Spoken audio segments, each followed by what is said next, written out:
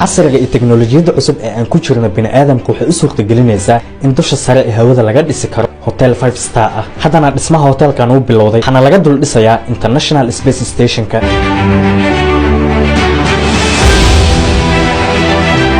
hotelkan wuxuu awoodaa halkii mar inuu marti geliyo 400 qof. qolalka jiifka ee hotelkan waxaa loo nashqadeeyay in qol walba uu leeyahay daaqad uu qofka toos uga daawan karo dhulka asagoo sariirtiisa jiifo. sidoo kale hotelkan waxa uu leeyahay maqaaxiyo, gym, meelo dadka lagu maaweeliyo, swimming pool, shaleemo aad ka daawan karto filimada. sidoo kale waxa uu leeyahay garden ama meelaha lagu nasto. adigoo meeshaas fadhiya ayaad awood u leedahay in dhulka aad view garayso oo meeshaas aad ka daawato dhulka. hotelkan dhismihiisa wuxuu soo gabagaboobi doonaa sanada 2027. kaliya waxa awood u yeelan doona hotelkaas inay seexdaan dadka bilyaneerada ah. ma ahan markii ugu horeysa uu bini'aadamka ku fakarayo aadista dayaxa ama dusha sare ee hawada. bilyaneerka Elon Musk ayaa wuxuu waday mashruuc uu la kaashanayo hay'adda hawada sare